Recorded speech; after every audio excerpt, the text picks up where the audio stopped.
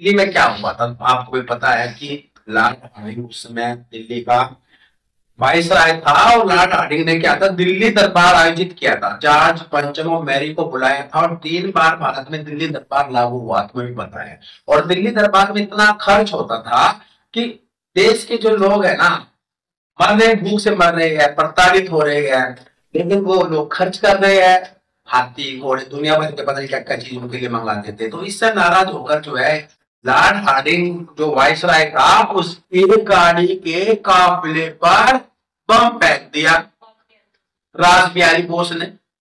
आप समझिए कि कितनी बड़ी ताकत होगी कि उस समय जो है रास बिहारी बोस जैसे युवा ने जो है क्या कर दिया, बम फेंक दिया। अब जब बम फेंक दिया तो बम तो विस्फोट होना जरूरी था, तो विस्फोट हुआ, 13 व्यक्ति गिरफ्तार किए गए, और उसमें जो है रास बिहारी बोस भाग गया।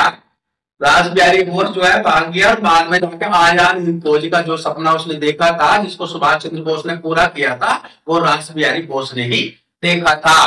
पकड़े गए 13 व्यक्ति पकड़े गए, उसमें जो है अब जाहिर सी बात है उसमें एक में सरकारी गवाह जरूर बना करते अंग्रेज, तो सरकारी गवाह उन्होंने बनाया था दीनानाथ को। अब दीनानाथ सरकारी गवाह बना, और उसमें जो है 4 व्यक्ति को फांसी दे दी गई। इसको ध्यान रखना है, तुम थोड़ा तभी ए भी ध्यान रखना। ए से अवध बिहारी, बी से बाल मुकुंद, समझ में। फिर इनसे अमेचर और बी से बसंत कुमार विश्वास। इन 4 व्यक्ति को जो है दिल्ली कांड में जो है फांसी दे दी गई। उसके बाद घटना घटती है 1913 में, 1 नवंबर 1913। देखिए, देश की आजादी के लिए देश के अंदर भी और देश के बाहर भी संगठन तैयार हो रहे थे। किसी चीज को प्राप्त करने के लिए जब आंतरिक रूप से और बाह्य रूप से हम लोग प्रयास करते हैं, तभी उसका जाकर रिजल्ट सुखद मिलता है। तो देश के बाहर भी जो है संगठन तैयार हो रहे थे। तो लाला हरदयाल ने अमेरिका के एक शहर सैन फ्रांसिस्को में गदर पार्टी की स्थापना कर दी। अब इसका जो सवाल ये आता है कि कहां पर की थी, सैन फ्रांसिस्को में की थी, किसने की थी, लाला हरदयाल ने की थी। तो एक सवाल आता है कि इसका प्रथम अध्यक्ष कौन था, सोवन सिंह भाभना इसका प्रथम अध्यक्ष था, खुद वो प्रथम मंत्री बना था इस चीज में। एक दूसरा सवाल क्या आता है इसमें कि गदर पार्टी ने अपनी एक पत्रिका भी निकाली, तो पहला जो पत्र था ना वो निकाला उसने उर्दू में। ये थोड़ा नोट कर लेना इसको कि पहला पत्र निकाला उर्दू में, फिर जो दूसरा पत्र था वो गुरुमुखी लिपि जो पंजाबी लिपि है उसमें निकाला था, ठीक है ना। और उसके पत्र के प्रत्येक जब पत्र प्रकाशित होता था ना, तो पहले पेज पर एक सेंटेंस लिखा जाता, अंग्रेजी राज का कच्चा चिट्ठा, यानी कि देश के अंदर जो घटनाएं घट रही थी वो लोग उससे प्रकाशित कर रहे थे। तब ये घटना घटती है 1914 में, कोमा काटू मारू प्रकरण। अब कोमा काटा मारू प्रकरण नाम भी जापानी है, तो जियासत जापानी। कनाडा में कुछ भारतीय रह रहे थे, कनाडा में भारतीयों को जो है वापिस बंगाल लाया गया था। तो 351 यात्री लेकर कौन आ रहा था, गुरुदत्त लेकर आ रहा था। और 351 यात्रियों को जब हुगली नदी किनारे कौन सा बंदरगाह है, बज बंदरगाह है, तो वहां पर उनको उतारा गया। तो सरकार के साथ हो गया संघर्ष, लड़ाई बच गई, और उस लड़ाई बजने में जो 18 यात्री मारे गए और 25 घायल हो गए। इससे भी देश के अंदर क्रांति की ज्वाला पैदा हो गई।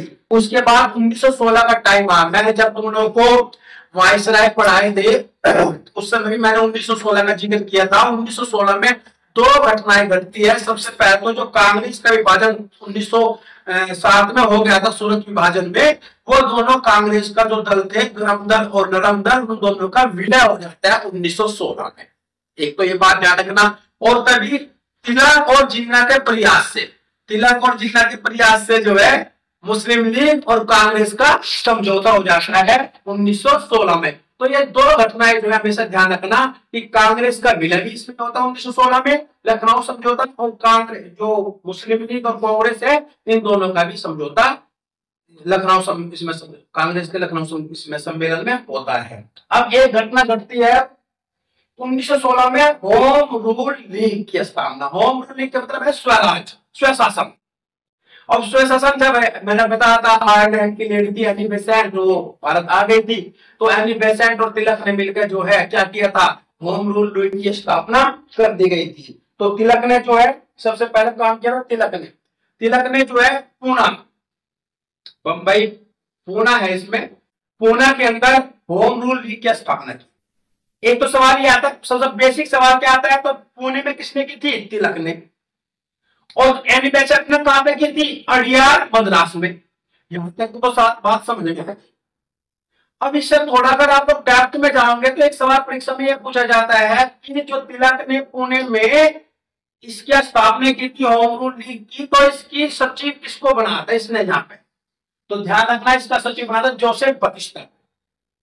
और जो इसमें अड़ियार में एनी बेसेंट ने की थी, तो इसका सचिव किसने बनाया था?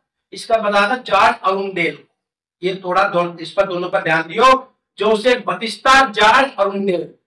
तिलक ने अपने होम रूल लीग का प्रचार प्रसार किसमें किया? अपनी दो पत्रिकाएं, कौन सी पत्रिकाएं थी उसकी?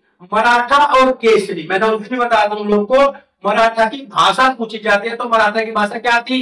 अंग्रेजी। और केसरी की भाषा थी मराठी। और इसने जो है न्यू इंडिया और कॉमनवेल्थ अपनी पत्रिका थी यानी बेसेंट की, इसने इनसे अपना प्रचार प्रसार किया। अब एक घटना घटती है, अब गांधी जी का आगमन होता है। प्रथम विश्व युद्ध चल रहा था 1914 से 1918 के बीच। गांधी इंडिया में वापस आता है और भारतीयों को सेना में भर्ती करने के लिए प्रेरित करता है। इसलिए लोग इसको सार्जेंट की उपाधि भी देते हैं कि सार्जेंट जिसको कहा गया था, किसने भारतीयों को जो है अंग्रेजी सेना में भर्ती होने के लिए प्रेरित किया था। अब एक घटना घटती है चंपारण में। चंपारण जो है बिहार में एक स्थान पड़ता है। वहां पर जो है किसान आंदोलन कर रहे थे क्योंकि अंग्रेजों ने जो है 3 कटिया पद्धति लागू कर रखी थी और नील की खेती के लिए लोगों को प्रेरित कर रहा था, प्रताड़ित कर रहे थे, प्रोत्साहित तो कह नहीं सकते, प्रताड़ित कर रहे थे। तो राजकुमार शुक्ल जो उस समय वहां पे नेतृत्व कर रहा था, वो गांधी जी को लेके जाता है कि जी हमारा ये समस्या है, इस समस्या का हल कीजिए। गांधी जी भी दक्षिण अफ्रीका से रिटर्न होके आया था और खुद बैरिस्टर भी था, एक प्रचलित व्यक्ति बन गया था। तो लोगों ने जो है सोचा कि ये भी व्यक्ति जो है हमारी बात अंग्रेजों से कर सकता है। तो गांधी को लेकर राजकुमार शुक्ल चंपारण में आता है। और 3 कठिया पद्धति का मतलब क्या है कि अगर 20 गट्ठे का 1 बीघा है तो 3 गट्ठे में जो है नील की खेती करने के लिए अंग्रेज जो है जबरदस्ती कर रहे थे। और इसका जो है गांधी जी ने इसका विरोध किया और बाद में इस 3 कठिया पद्धति का अंत करवाया। राजकुमार शुक्ल के बारे में एक सवाल ये आता है कि राजकुमार शुक्ल को किसने कहा था कि चंपारण का अकेला मर्द है? एमन ने। और एक जब इसकी मृत्यु हुई तो 300 रुपए भी जो है इसके अंत्येष्टि के लिए एमन ने भिजवाए थे। तब कहा था कि चंपारण का अकेला का कोई मर्द है तो वो राजकुमार शुक्ल है। वही इसके साथ जो है महात्मा गांधी के साथ राजेंद्र प्रसाद, अनुग्रह सिन्हा जैसे जो आगे जाके क्रांतिकारी हुए, स्वतंत्रता सेनानी, वही सब लोग इनसे मिले थे। एक और बात, सत्याग्रह शब्द, सत्याग्रह शब्द की बात करें तो सत्याग्रह जो शब्द है वो दक्षिण अफ्रीका में दिया था इसने, लेकिन भारत में सबसे पहले सत्याग्रह की बात कहाँ हुई थी? चंपारण आंदोलन में सत्याग्रह वर्ड। एक सवाल तो क्या आता है, सत्याग्रह की शुरुआत दक्षिण अफ्रीका से और भारत में कहाँ हुई थी? चंपारण में। दूसरा सवाल आता है कि इसके अपना आश्रम, अगर इसने आश्रम जो है सबसे पहले फिनिक्स में खोला था अफ्रीका के अंदर, लेकिन भारत में कहाँ खोला था? साबरमती आश्रम जो है अहमदाबाद में, उसको खोला था ये महात्मा गांधी। तो 1917 में जो है ये जो चंपारण आंदोलन हुआ।